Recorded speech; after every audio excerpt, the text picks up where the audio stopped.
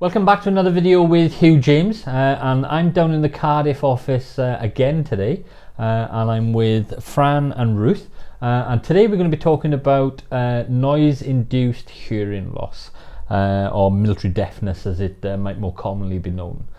So thank you both for coming and joining us today and giving us some useful information about the topic of military deafness. So as always, nobody wants to listen to me waffling on, so we'll get stuck straight into the questions with Fran and Ruth. So, first one, what is military deafness?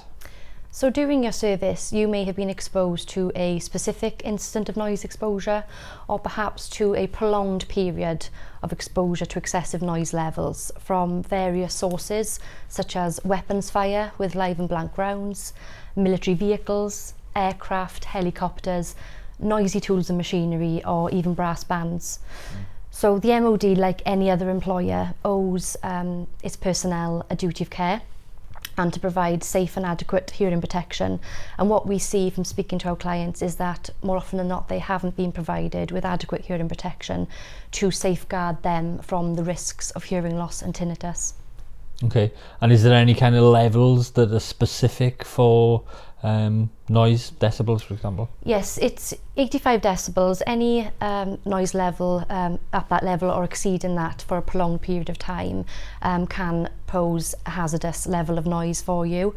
And the longer you're exposed to excessive noise levels at that level, the more chance that your levels of hearing loss can progress and significantly deteriorate over time. Okay, yeah, that makes complete sense. And Ruth, tell us about the symptoms then of noise-induced hearing loss. So there can be a few symptoms such as hearing loss or tinnitus or hyperacusis. You can experience this during your service or afterwards. Some people say they start experiencing them shortly after, and then some people say many years after, you know, as their deterioration in normal hearing accrues, such as age. So that's exacerbated then the condition. So you know, you can notice it at any certain point during your service or after. So obviously with hearing loss, it can be signs of you ask people to repeat themselves, you're having the television up, you're missing parts of conversations. With tinnitus, there's various forms of tinnitus. It can be ringing in the ears, a whooshing sound, a buzzing, a bit like wind. Some people say it can be constant, or it can just come and go. You can also have sensitivity as well to certain sounds, and that's known as hyperacusis, and they're the main symptoms, and that's the main complaints. So either a loss of hearing, so you can't hear things as well, or hearing noises. Yes, I guess. yeah, okay, yeah, makes sense. Okay, so Fran, tell us a little bit about what somebody should do if they think they have a claim. So if you are suffering with symptoms of hearing loss and tinnitus and you think you have a claim, you should get in touch with a specialist noise-induced hearing loss solicitor as soon as you can. The initial consultation is free, and we will take some brief details from you, such as your dates of service, your various sources of noise exposure, and your symptoms. We at Hugh James offer clients the opportunity to have the inquiry carried out over the telephone, or you can complete it electronically in your own time. If we think your claim has prospects of success, we will gather your medical records, your personnel file, and any records you have in connection with a previous Armed Forces Compensation Scheme claim or a war pension claim, and then we will formally lodge your claim with the Ministry of Defence. To date, the Ministry of Defence have taken a very robust approach in these claims, and they raise a lot of issues, and they have taken and defended 2 claims to trial. The claimants were successful in those claims. However, the decisions made are not binding on the rest of the claims in the group, so they continue today to raise those issues and make those arguments. Okay. So, Ruth, what's the MOD and the court's approach to these claims currently? How does it stand today? Yeah, so as Fran said, they take quite a robust approach and raise the same arguments in all claims. Back last July, the court decided that they needed to manage the cases as a group, because we've got so many claims. We've got over 4,000 NIHL claims, so the court don't want 4,000 claims going through the court system because they wouldn't be able to cope with that. There are common issues throughout, such as the cost of hearing aids across the board, the amount of exposure people have had, the method of diagnosing and quantifying noise-induced hearing loss. So all those things can be decided and then filtered down into the rest of the claims. So what the court have said is that they want some test cases to go to a trial. So they've ordered that 8 claims go to trial that are representative of the cohort. The trial actually will take quite a long time to obviously discuss 8 claims. So we have picked those 8 claims now, and they are representative of the entire group and cover all of the issues between us and the MOD. So the idea is then that they will the decisions in the trial will filter down then into the rest of the claims. So we are looking then to progress the claims in the background, because the MOD have said that they are willing to settle claims. The court have actually stayed all of the claims pending the outcome of the test cases, but because the MOD have said that they are still willing to settle whatever claims can be settled, we are going to obviously try and progress them going forward. There are certain claims that we aren't going to be able to progress, such as claims where there is a loss of earnings, because those issues are specific to those claims, and it's such a valuable part of the claims and such a contentious issue between us. They aren't going to settle those high value claims prior to the test cases. So those types of claims we aren't going to be able to progress until the outcome of the test cases. Yeah. Okay. And you mentioned earlier about successes. So tell us a little bit about successes that have been taken through court previously. Yes. We've got, as Fran said, there were 2 claims that went to trial. We had Alistair Ingalls back in 2019, where he was awarded over £500,000. And more recently, we've had James Barry's claim in January this year, where he was awarded over £750,000. So there's a high level being set there, I guess, yes, in terms of precedent, because of that loss of earnings portion. Yes, yeah. Not all cases are worth that much, though. In Mr. Barry's claim, his claim was worth a lot of money because he had a loss of earnings, because he was medically discharged and he was found to be disabled because of his hearing loss. This is quite a significant case because it was the first case where the court considered the calculations for the loss of earnings based on somebody being disabled. It's following new guidance. So it is a really significant case, and the court did apply the guidelines.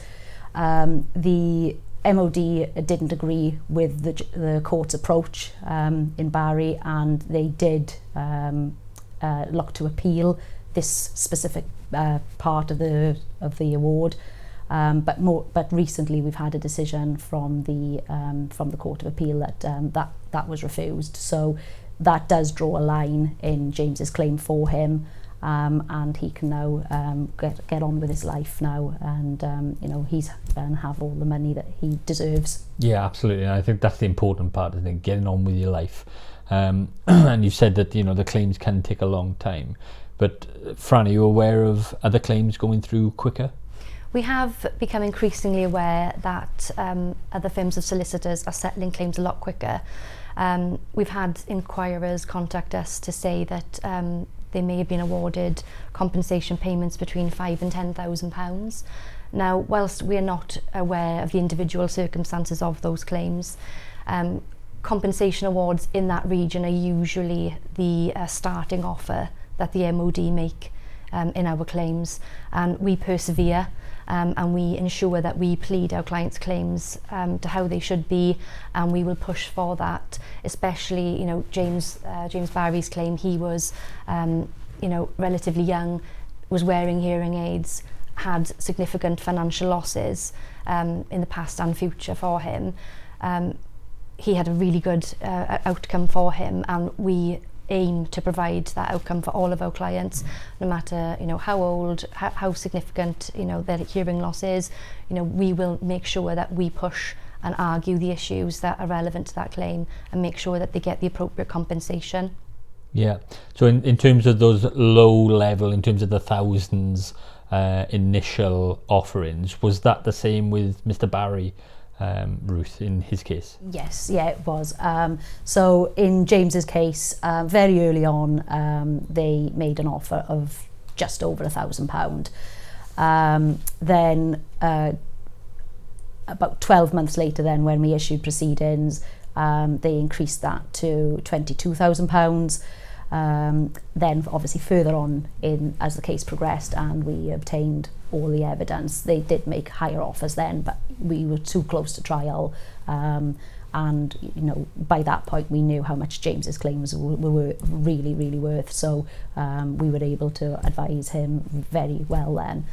But in terms of obviously the lower offers that they made earlier on in his claim, James obviously could have settled his claim within 12 months of coming to us for £22,000, but he didn't. He took our advice, and like I said earlier, you know, and Fran said that, you know, we do persevere with our arguments, and one of the arguments that we run in his claim was that he was disabled, which would allow him this calculation that the court did apply, and like I said, that is the first claim that went to court, and where that decision was decided. So, you know, we are going to run these arguments if we feel that that is the best thing for the clients and what they deserve, and like I said, James could have walked away earlier on in his claim if he wanted to, but he didn't. He persisted. He took our advice, and obviously, you know, 4 years later he had a